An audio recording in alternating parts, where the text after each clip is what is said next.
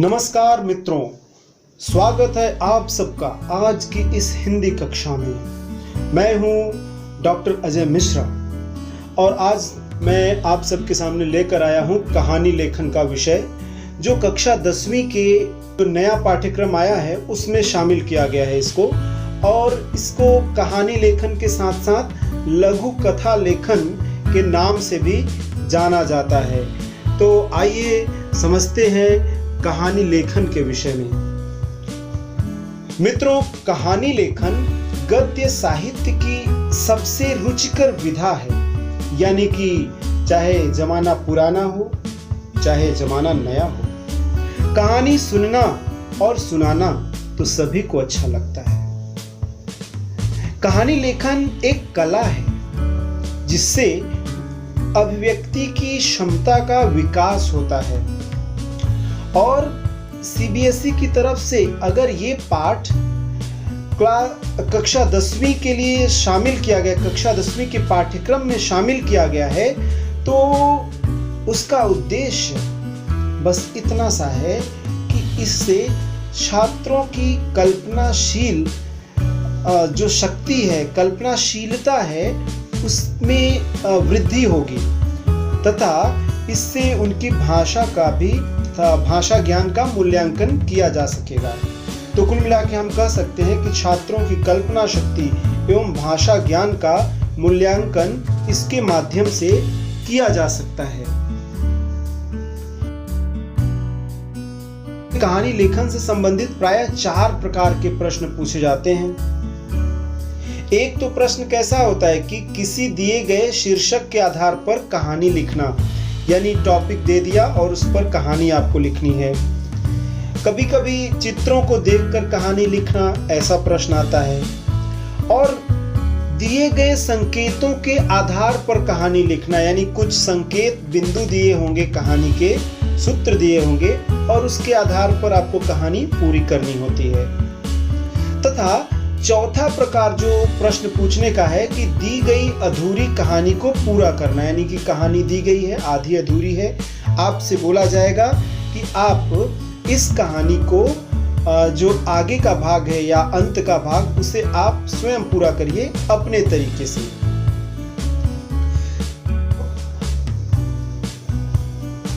हमारी जो कक्षा 10वीं का पाठ्यक्रम है उसमें केवल एक प्रकार के कहानी लेखन का प्रश्न पूछा जाएगा और वो है संकेतों के आधार पर कहानी लिखना।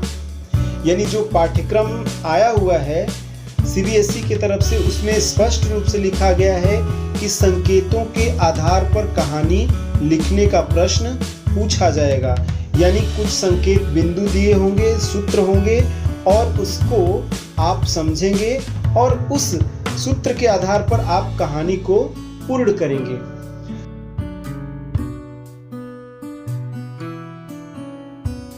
यदि संकेतों के आधार पर कहानी लिखनी हो तो इन संकेतों को देखिए तथा पढ़िए। कहानी की संक्षिप्त रूपरेखा बना लीजिए। वैसे संक्षिप्त रूपरेखा बनाने से मतलब यहाँ पे एक रूपरेखा संकेत में तो मिल ही जाएगा आपको, लेकिन आप एक रूपरेखा तैयार कर सकते हैं कि उसको कैसे और मनोरंजक तथा रोचक बनाया जाए। पहली बात जो है, यह रूपरेखा संकेतों के क्रम के अनुसार होनी चाहिए। यानी जो आप रोचकता भरने वाले हैं, मनोरंजकता भरने वाले हैं, तो वो आप देख लेंगे कि संकेत का क्रम कैसा है, कहाँ कहाँ पे हम अधिक मनोरंजकता और रोचकता ला सकते हैं, परिवर्तन उसमें ला सकते हैं। फिर हमें ध्यान क्या देना है, कहानी जो होगी वो संक्षिप्त होनी चाहिए। संक्षिप्त होनी चाहिए यानी कि बहुत बड़ी कहानी नहीं होनी चाहिए। कहानी में प्रत्येक संकेत का भाव आ जाना चाहिए। जो संकेत बिंदु दिए गए हैं उसमें से कोई भी संकेत बिंदु का भाव छूटना नहीं चाहिए। उसमें आप अपने तरीके से कुछ जोड़ सकते हैं संकेत बिंदुओं में, लेकिन संकेत बिंदुओं के किसी भी बिंदु को आप छोड़ नहीं सकते। कहानी का प्रारंभ तथा अंत रोचक बना देना चाहिए। अपने तरीके से आप सोचिए, थोड़ा कुछ विचार करिए और थोड़ा उसमें रोचकता लाइए। अंत करना है या प्रारंभ में कुछ लिखावट करनी है, अपने से आप सोचिए और बेहतर को बनाइए। अगली जो बात है कहानी लेखन में, भाषा जो होनी चाहिए सरल, सुगम और मौलिक होनी चाहिए। सरल सुगम से यहाँ पे आसान भाषा में हमें अपनी कहानी को पूर्ण करनी चाहिए। कभी इतने बड़े वाक्य नहीं लिख देने चाहिए कि 4-5 लाइन के, कि हमें समझ में ही न आए कि हम कहना क्या चाहते हैं। कहानी के अंत में उससे मिलने वाली शिक्षा का उल्लेख किया जाना चाहिए।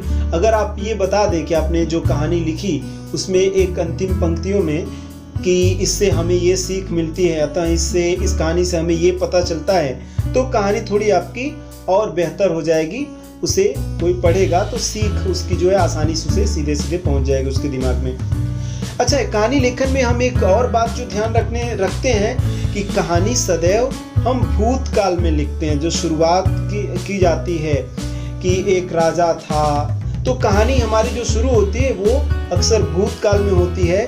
हालांकि हमें संकेत बिंदु दिए जा रहे हैं, तो वो भी उसी प्रकार के संकेत बिंदु होंगे जैसे हमें कहानी लिखनी है। फिर भी हमें उसमें ध्यान रखना है कि कहानी लेखन में हमें भूतकाल में लेखन का प्रयास करना है। कुछ वाक्य हो सकते हैं कि मान लो संवाद आता है आपस में, तो वहाँ पे हो सकता है कि वर्तमान का आप वाक्य प्रयोग करें, लेकिन कहानी जो होगी वो बीती ही होती है, बीते समय की होती है।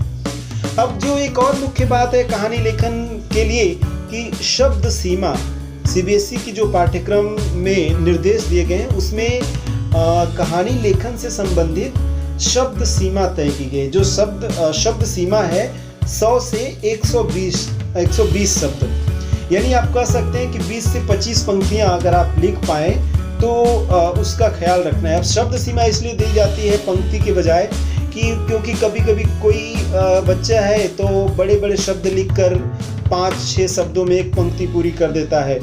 कोई बच्चा है जो एक ही पंक्ति पूरी करने में 12 से 13 शब्द 15 शब्द लगा देता है। तो उन बातों को ध्यान में रखते हुए सीबीएसई ने 100 से 120 शब्दों की सीमा दी है, जो लगभग 25 पंक्ति के आसपास बैठता है नॉर्मल अगर हम लिखेंगे सामान्य रूप से। तो इसका हमें ख्याल रखना है, थोड़ा कम ज़्यादा होगा वो चलेगा, लेकिन लगभग इतना ही होना चाहिए।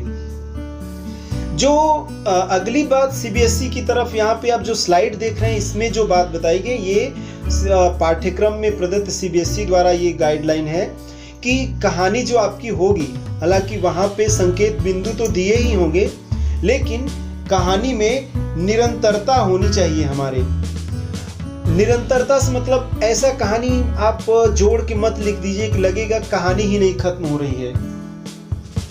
फिर कल्पना शक्ति का अच्छे से आप उपयोग करिए, रचनात्मकता लाइए। अब प्रभावी संवाद, अगर कुछ उसमें संवाद आ रहे हैं तो बेहतरीन संवाद लीजिए। साथ में पात्रों के अनुकूल संवाद होना चाहिए, यानी कि अगर मान लीजिए कि कुछ ऐसी कहानी दी गई है जो पुराने समय के राजाओं से संबंधित है, तो आप उस प्रकार की शब्दावली लीजिए। पुराने शब्दों में, पुराने तरीके से जो ग्रंथ हैं लिखे जाते थे, बोले जाते थे हमारे यहाँ, तो उस प्रकार के शब्दों का आप चयन कर सकते हैं। मान लो कि कोई नई कहानी है तो आज के हिसाब से आप शब्दों का चयन करेंगे, तो उससे क्या है कि एक हम देश काल का भी पता चल जाता है हमारे शब्दों से, हमारे संवाद से। तो हमारे संवाद लेखन में ये इन चीज़ों का ध्यान रखना है। जिज्ञासा और रोचकता एक बहुत बड़ी चीज़ है कि जब अगर हम कहानी लिख रहे हैं तो उसमें जिज्ञासा बनी रहनी चाहिए कि आगे क्या होगा। यानी कि मान लो संकेत बिंदु दिए गए हैं, उसके बावजूद भी आप कुछ संकेत बिंदुओं के बीच में ऐसी रोचकता डाल सकते हैं, ऐसे वाक्य, ऐसी घटनाएं डाल सकते हैं जिससे कि जो पाठक हैं उनकी जिज्ञासा बनी रह सकती है। अंतिम बिंदु जो है कथात्मकता। कथात्मकता से क्या है कि कहानी का उतार चढ़ाव, कुछ घटनाक्रम, कुछ मोड़ कहानी का, जो पाठक हैं कहानी के, वे आसानी से उस मोड़ को सोची कल्पना भी न करें और उस तरीके का आप मोड़ देकर आसानी से कहानी को आगे बढ़ा दें, तो उनको जो है एक बहुत आनंद मिलता है। कि घटनाओं में विभिन्नता होनी चाहिए, उतार चढ़ाव होनी चाहिए, घटनाओं में विभिन्न प्रकार के मोड़ होने चाहिए। केवल कहानी सीधी सीधी नहीं होनी चाहिए कि एक था राजा, एक थी रानी, रानी मर गई, राजा मर गया, खत्म हो गई कहानी। ऐसा कुछ नहीं होना चाहिए, उसमें रोचकता होनी चाहिए, संवाद अच्छे होने चाहिए। अब हम आगे चलते हैं। यहाँ पर कुछ एक प्रश्न दिया गया है, इस प्रश्न का हम उत्तर भी देखेंगे कि किस प्रकार से हमें संकेत बिंदुओं के आधार पे प्रश्न पूछे जाएंगे। तो एक कहानी मैं पढ़ रहा हूँ, इसका उत्तर भी आगे देखूंगा। जैसे संकेत बिंदु में दे दिया कि गर्मी के दिन एक बारहसिंगा नदी किनारे पानी पीने आना, परछाई देखना, सींगों की प्रशंसा करना, टांगों के भद्देपन पर विचार, शिकारी कुत्तों की आवाज, भागना, सींग का झाड़ी में फंसना, भागने में पैरों की सहायता से सुरक्षित स्थान पर पहुंचना, मुसीबत में डालने के लिए सुंदर सींगों के बारे में सोचना, टांग और सींग की तुलना करना। आप ये संकेत बिंदु के आधार पे आप समझ गए होंगे कि कहानी हमारी किस प्रकार की बनने वाली है। तो कहानी, अब उसको मान लो हमने लिखा तो इस प्रकार से कहानी बनी कि गर्मी के दिन थे, एक बारहसिंगे को प्यास लगी। अपनी प्यास बुझाने के लिए वह एक नदी के किनारे पर आया। नदी का पानी बहुत ठंडा था। जब बारहसिंगा पानी पी रहा था तो जल में उसने अपनी परछाई देखी। वह बोला, मेरे सींग कितने सुंदर हैं और मेरी पतली टांगें कितनी भद्दी हैं। काश मेरी टांगें भी मेरी सींगों की तरह सुंदर होती। लगता है ईश्वर ने मेरी टांगों को इतना भद्दा बनाकर मेरे साथ अन्याय किया है। वह ऐसा सोच ही रहा था कि शिकारी कुत्ते के उसके तरफ आने की आवाज सुनाई दी। अपने जीवन की रक्षा के लिए वह तेजी से भागा। भागने में उसकी टांगों ने उसकी सहायता की। भागते भागते वह एक ऐसे स्थान पर पहुंच गया जहां कटीली झाड़ियां थी। वो झाड़ियों में छुपा। यहाँ उसके सींग झाड़ियों में फंस गए। उसने अपने सींगों को उन झाड़ियों से निकालने की बहुत कोशिश की, परंतु उसकी सींग झाड़ियों से न निकल पाए। वह अपने सींगों को जितना ही झाड़ियों से निकालने का प्रयत्न करता, वे उतना ही और उलझ जाते थे। तभी उसे कुत्तों के आने का शोर सुनाई दिया। बारहसिंगा बहुत घबरा गया। उसने अपनी जान बचाने के लिए एक बार फिर से प्रयास किया और इस बार उसकी सींग झाड़ियों से निकल आए, यानी वो छूट गया झाड़ियों में जो फंसा था।